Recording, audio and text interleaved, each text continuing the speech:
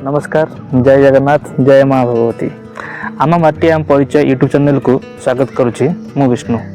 आम माटी आम परिचय।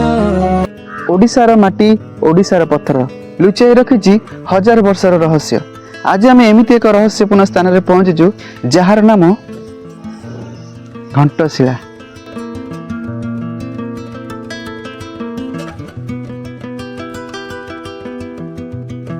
खोर्धा जिला अंतर्गत बाणपुर ब्लॉकर एक छोट गाँ रामेश्वर पाटना जोटी रही रहस्यमय इतिहास। पहाड़ मध्य रही बहु पुरातन श्री रामचंद्र मंदिर और हनुमान मंदिर।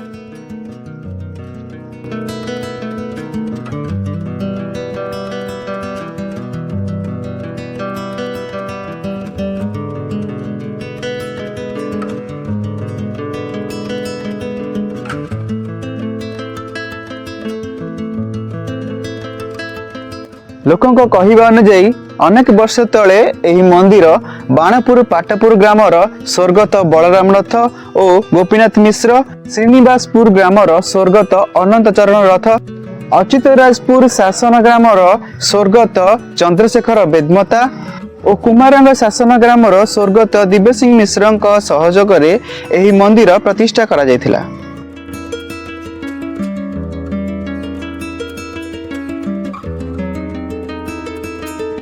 वर्तमान मंदिरटी बाणपुर साधुसंत एवं आध्यात्मवादी सहयोग परिचालित होउछि। मंदिर परिचालना निमित्त रही दुईटी कमिटी जार नेतृत्व नौचंती श्री चिंतामणि मिश्र, श्री ब्रजबंधु मिश्र, श्री कैलाश चंद्र मिश्र, श्री प्रदीप कुमार सेनापति और भी कमेश्वर आचार्य। वर्षक दुई थर दानमंडी खोल जाए एवं दान दक्षिणा बाणपुर स्थित ग्राम्य बैंक जमा करा जाए। प्रतिवर्ष एही स्थान रे मकर संक्रांति, श्रीराम नवमी एवं हनुमान जयंती बहुत धूमधाम रे पालन करा जाए एवं भक्तंकर प्रबल भिड़ जमी।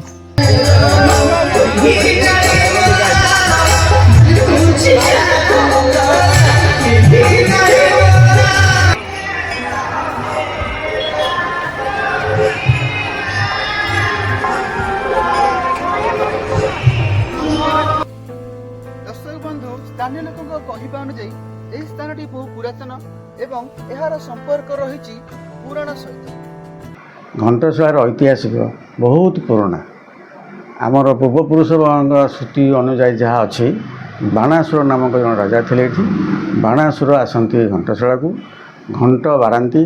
आम गाँ पाखे कोट विद्याधरपुर शासन अच्छी से गोटे इटा देवल अच्छी से महादेव अच्छा कथित अच्छी बाणासुर आसिकी महादेव को से कोट विद्याधरपुर शासन थी महादेव नीलकंठेश्वर को पूजा करती घंटशिला पहाड़ को घंटी आगे बजाती। एवं अच्छी घंटशिला पहाड़ एक पत्थर आप जाए देखिए सेठी घंट भाई साउंड हो।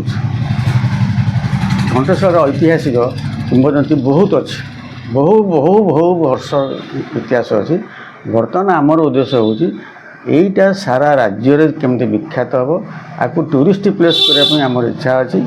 वयोज्येष्ठ लोकों कहवा अनुजाई एठार एक असुर राज करुला जार ना थिला बाणासुर।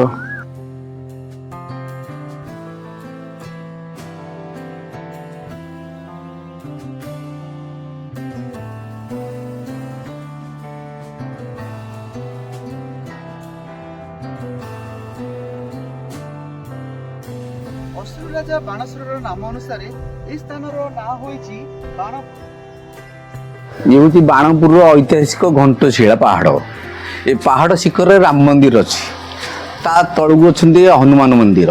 तेणु एठी जिते बाणासुर थिला तार ये पाद देश घंटर शब्द हुए। तेणु ये पत्थर सब घंटर शब्द तेणु ये घंटशिला तार नाम घंटशिला दि जाइए। तेणु एठी राम मंदिर अच्छी हनुमान मंदिर अच्छी ये पर्वतर उन्नति होगा हेले सरकार किसी आर्थिक सहायता दरकार। ये बहुत लोक आसुच्चंदी परिभ्रमण करने आठारे बहुत प्रकार जीवजंतुकर बास अच्छी। सरकार दृष्टि आकर्षण हेले यहाँ गोटे पर्यटन स्थल मान्यता पाइब बोली आमर आशा। असुर राजा बाणासुर थिला प्रभु शिवंकर परम भक्त से एठारे पूजा एवं यज्ञ करुथिले लोकंक कहिबा अनुଯାୟୀ एठारे तार बड़ गदाटी रहिछि बोली सुना जाए से एते विशाल थिला जे पूजा करने समय से एक पाद रखुला यही घंटेशिलार शिखर रे एवं आउ गोटे पाद रखुला बालुंगा स्थित मामुभणजा पहाड़ शिखर रे। बाणासुर थिला प्रबल शक्तिशाली से गोटे राति मध्य बाणापुर निकटस्थ पाटपुर ग्राम रे एक शैव मंदिर स्थापन करथिला जहार नाम थिला नीलकंठेश्वर। मु होची संध्या देवी एकता परिषद ट्रस्ट रो मैनेजिंग ट्रस्टी। ये जो बाणापुर अंचल जो घंटशिला पहाड़ अच्छी घंटशिला पहाड़र घंटशिला यार नार जो यथार्थता से आमे जो लोक कथा अनुसार आमे जहाँ शुणीचु यही अंचल बाणपुर अंचल छुआ भाव में आमे छुआ दिन जो जहाँ भी शुणीचु लोकंठू एया जे यही जो घंटशिला पहाड़ एठी जो बाणासुर राजार साम्राज्य थिला बाणासुर राजार साम्राज्य बेले जो लोकं को एकजुट करिवार लोकं को सचेतन करिवार लोकं को जो आह्वान दबा पाई से समय रे कोनोसी ये नथिला आउ एठी जेते बेले आमे जानुचे जे हमर पूर्वज माने जो माने आदिम काल जो माने आसीछंती आउ एई अंचल जेहेतु आदिवासी अंचल थिला तेणु आदिवासी माने प्रस्तर काष्ठ ए सबुरे अधिक से माने उपयोग करुथिले ए जो अस्त्र सबु तेणु एई अंचल ए जो घंटशिला एमिति गोटाए पत्थर को सेठी रखा जाइतिला जहार शब्द जोटा को बाडेइले तार शब्द घंट भलिया एई एरिया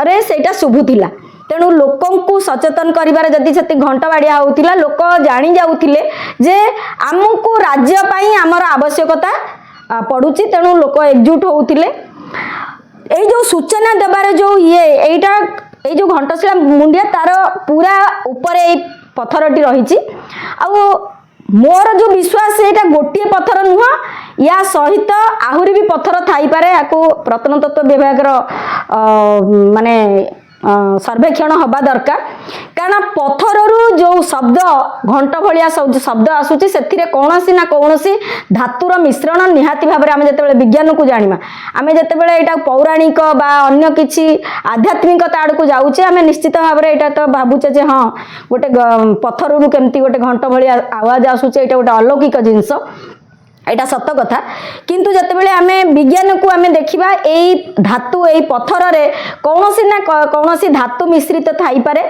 तेबे सेई समय रे आदिम अधिवासी माने आदि मानव माने आमर जो आदिवासी माने बाणासुर जो थिला आमर साम्राज्यर ये जो राजा थिला ए अंचल से समय रे बाणासुर आम जदि असुर बोली तांको कहबा असुर तो नुह से माने मु जहाँ अनुमान करूचे से माने होउचंती जो आदिवासी मानकर साम्राज्य एटा थिला तेणु आदिवासी माने एई भलिया पत्थर मानकु से माने आइडेंटिफिकेशन चिन्हि पारुथिले जानि पारुथिले तेणु एई जो पत्थर को सेमाने चिन्हित करिछंती आज भी माने आमे आज आश्चर्य होउचे आमे वैज्ञानिक जुगरे आश्चर्य होउचे एई भलिया गोटे एटा गोटे अलौकिक जिंस किंतु मते आमे आश्चर्य होबा कथा हमर पूर्वज मानक ऊपरे जे आम पूर्वज माने एई भलिया जिनिस को माने खोजिकिरी उद्भावन करिकिरी रखिथिले एवं ताकू से माने व्यवहार करुथिले एई भलिया तेणु एटा गोटे अलौकिक जिंस आउ यही जो घंटशिला पहाड़र नाम से घंटर आवाज को लेकिरी यही पहाड़र नाम घंटशिला हेई थाई पारे बोली आमर लोक कथा जहाँ भी अच्छी आमे से को ही जानिछु। आसंतु दर्शक बंधु देखिबा बाणपुर घंटशिलार आउ एक रहस्यमय इतिहास।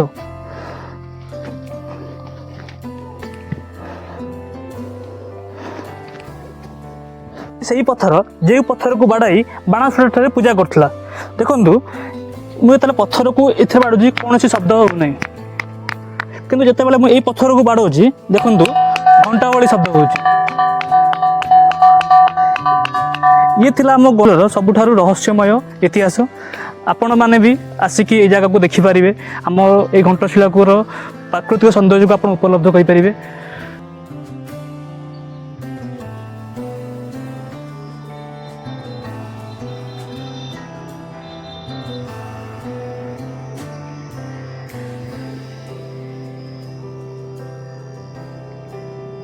ବର୍ଷା ଦିନେ ଘଣ୍ଟଶିଳାର ସୌନ୍ଦର୍ଯ୍ୟ ଆହୁରି ବଢ଼ିଯାଏ।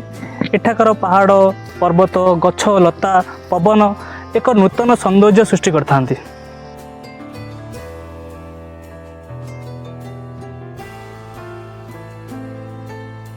ଦର୍ଶକ ବନ୍ଧୁ, ଏହା ଥିଲା ଆମ ଘଣ୍ଟଶିଳାର ଇତିହାସ।